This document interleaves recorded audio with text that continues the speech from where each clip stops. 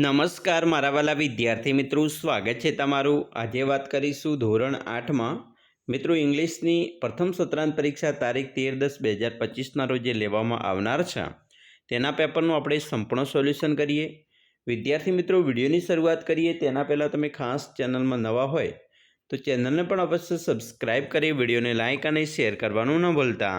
મિત્રો, જિલ્લા શિક્ષણ સમિતિ ધોરણ 8માં અંગ્રેજી વિષયનું જે 80 ગુણનું પેપર 3 કલાકમાં પૂર્ણ કરવાનું રહેશે। મિત્રો, અહીંયા પ્રશ્ન 1 છે, ફકરા પરથી પ્રશ્નના જવાબ આપવાના છે। સરસ મજાનો ફકરો આપેલો છે બુર્જ ખલીફા વિશે। તો એના પ્રશ્નોના જવાબ મિત્રો આપણે જોઈએ તો which is the tallest building in the world, એટલે કે દુનિયાનું સૌથી ઊંચામાં ઊંચું બિલ્ડિંગ કયું છે? તો અહીંયા તમે જોઈ શકો છો ફકરાની અંદર કે Burj Khalifa is the tallest building in the world, બરાબર। તો જવાબ આપણો આવશે બુર્જ ખલીફા। બીજું, where is the Burj Khalifa located, એટલે કે ત્યાં લોકેશન કયું છે, ક્યાં આવેલો છે? તો Burj Khalifa located in Dubai, જે દુબઈની અંદર આવેલ છે। મિત્રો, આગળ જોઈશું પ્રશ્ન નંબર 3 છે, how money ફ્લોર્સ are there in Burj Khalifa, તેમાં કેટલા માળનું બિલ્ડિંગ છે? તો there are 163 ફ્લોર્સ in Burj Khalifa, 163 માળનું બિલ્ડિંગ છે। ચોથો પ્રશ્ન છે, ઇટ્સ હાઇટ ઇઝ 2272 ફીટ, તો ટ્રુ યા ફોલ્સ? તો કે ના, ખોટું છે, બરાબર। એની હાઇટ છે એ આટલી નથી। 5, find the opposite word shortest, શોર્ટેસ્ટનું મિત્રો વિરોધી શબ્દ થશે ટોલેસ્ટ, બરાબર, ટૂંકો તો લાંબો। પ્રશ્ન 2 છે, આપેલા સંવાદ વિકલ્પના આધારે સંવાદ પૂર્ણ કરવાનો છે। અહીંયા મિત્રો તમને વિકલ્પો આપેલા છે, excited, unique, WhatsApp, round in shape અને સ્પેશિયલ। તો રીતુ વચ્ચે અને જાસ્મીન વચ્ચે જે સંવાદ થઈ રહ્યો છે, જેમાં મિત્રો પહેલો છે કે Ritu, Jasmine, what's up, you look very happy today. તો જાસ્મીન કહે છે, ya love something special to share with you, બરાબર। એવી રીતે રીતુ તો અહીંયા મિત્રો એક્સાઇટેડ આવશે, તેવી રીતે જાસ્મીનમાં મિત્રો યુનિક આવે છે, અને અહીંયા Jasmine A round in shape. તો આવી રીતે તમારે સંવાદ મિત્રો છે એ 5 ગુણમાં આ પ્રકારના પૂછી શકે છે। તમને અહીંયા મિત્રો વિકલ્પ આપવામાં આવેલો હશે, તમારે યોગ્ય વિકલ્પ યોગ્ય જગ્યાએ મૂકવાનો છે। પ્રશ્ન 3, ફકરામાં આપેલ અતાર્કિક શબ્દ પર નિશાની કરો। મિત્રો, અહીંયા જે અતાર્કિક નિશાન છે એના ઉપર આપણે નિશાની કરી તો હેઝ, બરાબર, અવર, આર, હર, બરાબર। આ રીતે તમારે પણ આ પ્રકારની નિશાની 5 ગુણની કરવામાં આવશે।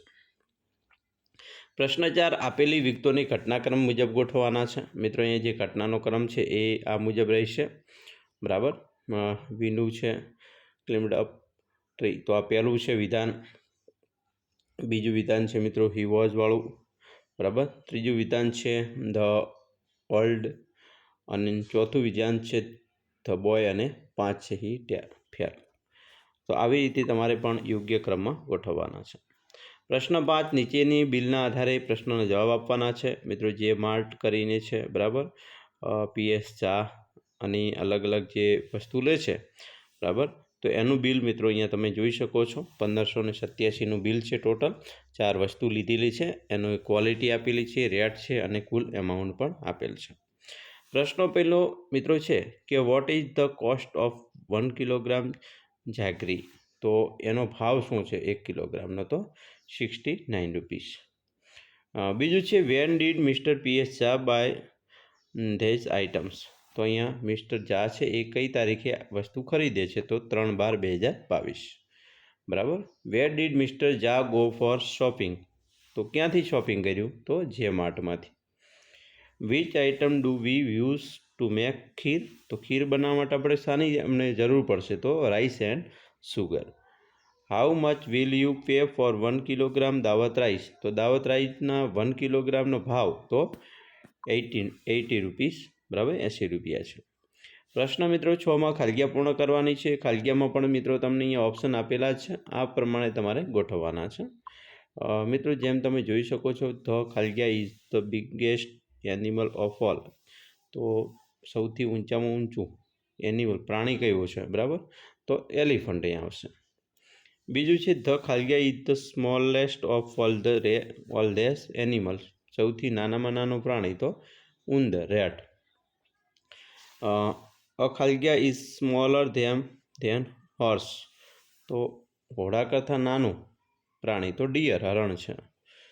ચોથું, અ ખાલગિયા is smaller than hippo but bigger than a rat. ઉંદર કરતાં મોટું અને હિપ્પો કરતાં નાનું તો ડિયર. અને 5, ખાલગિયા એન્ડ ખાલગિયા are heavier than a horse. ઘોડા કરતાં હેવીમાં વજનમાં વધારે તો હિપ્પો અને એલિફન્ટ બને છે. પ્રશ્ન મિત્રો 7માં ખૂટતાક્ષરો લખવાના છે. મિત્રો અહીંયા કન્ટ્રી છે એમાં જે ખૂટતાક્ષરો લખેલા છે, ડેવલપ્ડ એમાં ખૂટતાક્ષરો બતાવ્યા છે. તો આ સ્પેલિંગો છે એ મિત્રો ખાસ તમારે તૈયાર કરી લેવાના છે. પાર્ટિસિપેન્ટ છે, અંકુર છે, તો આવી રીતે. પ્રશ્ન 8માં પત્રલેખન કરવાનું છે. એ પણ મિત્રો તમે જોઈ શકો છો અહીંયા, બરાબર. આવી રીતે તમારે પણ પત્રલેખન મિત્રો કરવાનું આવશે. 10 ગુણની અંદર ખાસ મિત્રો તૈયાર કરી લેવાનું છે. કેવી રીતે પત્ર લખો, શું કરવું, બરાબર. પ્રશ્ન 9માં નીચે આપેલા શબ્દોનું શબ્દકોશના ક્રમમાં ગોઠવવાના છે. મિત્રો ABCDના ક્રમ પ્રમાણે તમારે અહીંયા ગોઠવવાના છે, બરાબર. જો અહીંયા BB વાળા 2 વાક્યો છે, પરંતુ B પછી L પહેલો આવશે, R પછી આવશે, એટલે આ પ્રમાણે ગોઠવ્યા છે. પછી SS વાળા 2 વાક્ય છે, S પછી O આવે છે અને પછી T આવશે અને પછી U આવે છે. તો આ રીતે ખાસ ધ્યાન રાખી અને આપણે શબ્દકોશને ક્રમમાં પણ ગોઠવી શકીએ. પ્રશ્ન 10માં મિત્રો ટૂંકમાં જવાબ આપવાના છે પ્રશ્નોના. જેમ કે where was Sunita Williams born. Sunita વિલિયમનો જન્મ ક્યાં થયો? તો ઓહિયો, USA, અમેરિકામાં થયો છે. Who works are flight engineer at NASA. તો અહીં આવશે Sunita William work as flight engineer at NASA, બરાબર. Which sea touch Gujarat. તો તે મિત્રો અહીંયા જે છે તે આવશે અરેબિયન સી, બરાબર.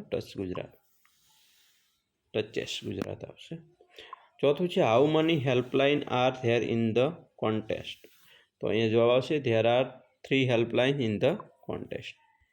પ્રશ્ન મિત્રો 11માં તમે જુઓ, નિબંધ આવશે તમને 10 ગુણમાં. જેમ કે ધ સન વિશે પૂછાય તો તમે આ લખી શકો છો, બરાબર. સરસ મજાનો મિત્રો ખાસ નિબંધ તૈયાર કરી લેવો. અને માય વિલેજ વિશે મિત્રો પૂછાય તો પણ તમે આ જે નિબંધ છે એ તૈયાર કરી લેવો. તમને આ પ્રકારના પરીક્ષામાં નિબંધો પૂછાતા હોય છે, બરાબર. માય વિલેજ સિટી, બરાબર. આવી રીતે તમારે પણ નિબંધ તૈયાર કરવાના રહેશે. મિત્રો અમે આશા રાખીએ છીએ તમને આપણા વિડીયો ખૂબ જ ઉપયોગી નીવડશે. અને ખાસ મિત્રો વિડીયો ગમે હોય તો લાઇક, શેર અને સબસ્ક્રાઈબ કરવાનું પણ ન ભૂલતા.